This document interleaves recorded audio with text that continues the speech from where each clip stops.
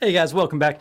Hey, I wanted to share some ideas for the song All My Hope by David Crowder. It's like a gospel type of song, so unlike some of the other tutorials that I'm doing, most of the time I'll teach accurate like note for note type of things. And that's good for a lot of songs. You know, when I do songs, for instance, from Hillsong, I normally keep almost exact parts note for note. And that's because they program them that way. In the production of it, they have some very specific parts. It almost feels like I'm playing Bach or something like that, where if you play something different, it just doesn't sound right. So even the solos and stuff, a lot of times I'll do like almost note for note with stuff like that. Some other music I'll do like I'll hint towards the music, but I'll do some different stuff, you know. So if I'm doing like Vertical Church or someone, for instance, you know, I'll learn their parts and I'll try to learn them note for note. But then when we do the songs, I sort of do my own little take on it, but, you know, keep most of their parts, but change up some of the parts. Then there's certain songs, like in the gospel tradition, things like that, that it actually sounds wrong. I think if you sound too programmed, you know, you want to have some life and some breath, and you want to do some different things that are really responding to the situation as it's happening.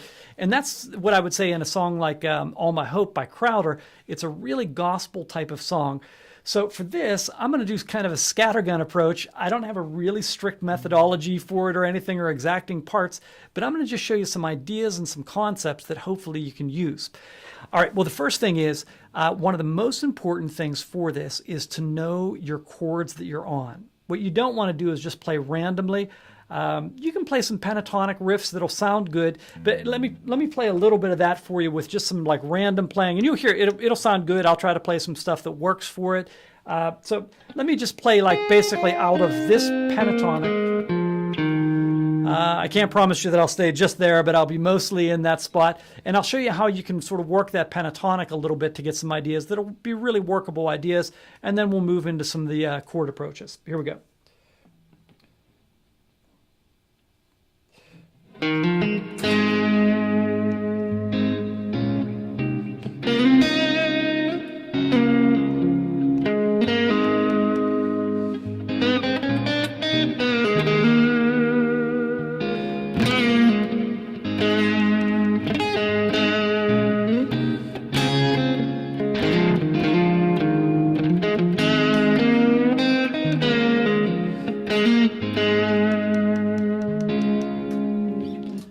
All right, so that's sort of just playing my pentatonic.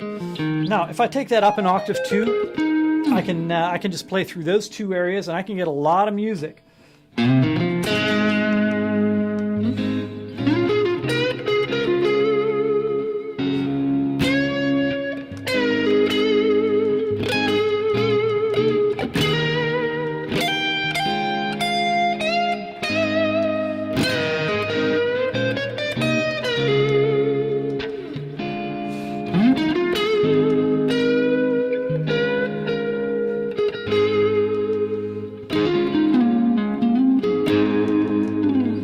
All right, so that's basic pentatonic. I also have this area of pentatonic that works really great.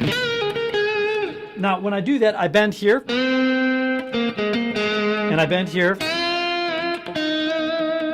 Those are my two major bends that I'll use for it. When I'm up here,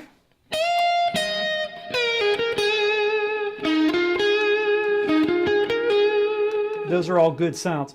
Okay, now to get a little bit more like chordy type of stuff, first of all, on that A flat, a lot of times I'll do like this sort of riff. Oh, you hear that like Stevie Ray.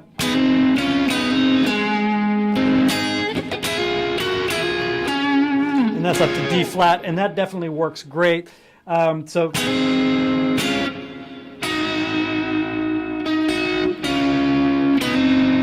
those all work great. Then when I go to the, if I'm doing something, I might do like a, so I'm going to, and that's the D flat, and a lot of times I'll do like, which doesn't really belong in the key of A flat, but it sounds really nice over top of it. So let me do a little bit of that sort of playing.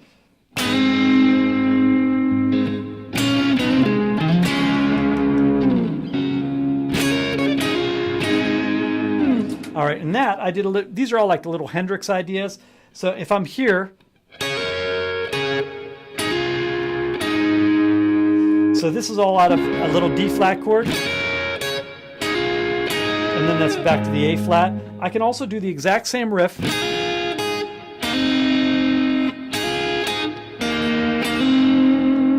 So let me play just those two riffs.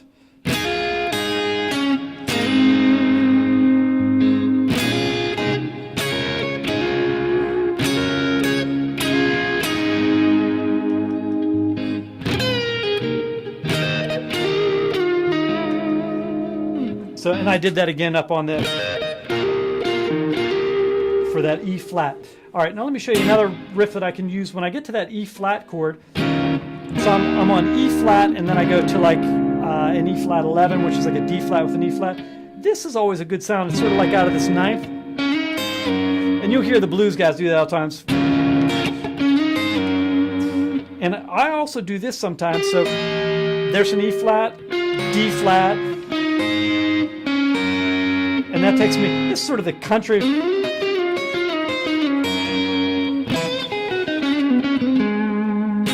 All right, so I'm doing sixth.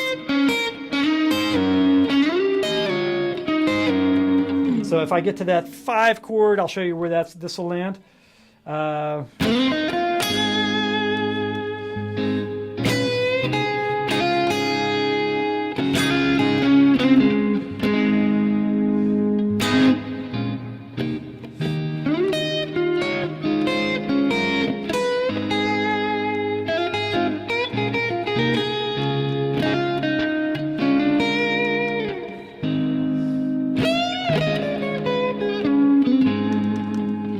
All right, I did a couple things on that. One is it does go to like a sort of a B flat with a D.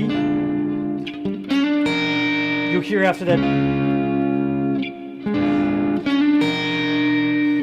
And then when it goes back to that,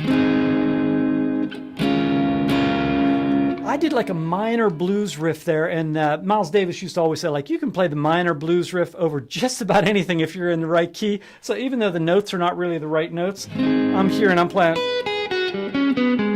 And you hear it sounds, you know, it's not good, but when I put it in context, it'll sound good. So I can bounce from this major pentatonic to a minor pentatonic. Let me play a little bit of that.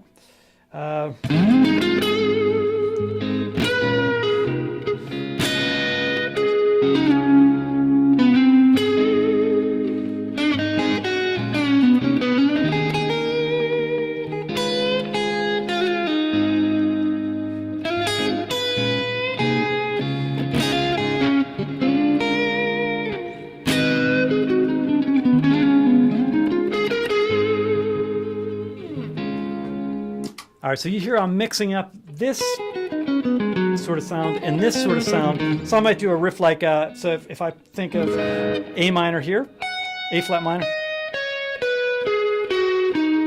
and there's my home bass, and that gets me back to the A major. And this is the Clapton thing where anytime he plays the third on the minor, it's always a bend. But you don't want to go all the way up to...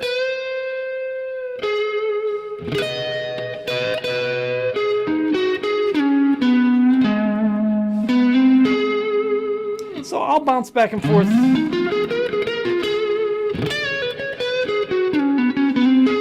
Between the major and minor a lot of times. And then I'll do a scale. Sometimes it's actually a mix of them.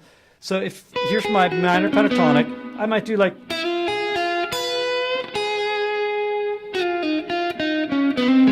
You hear? So let me try that.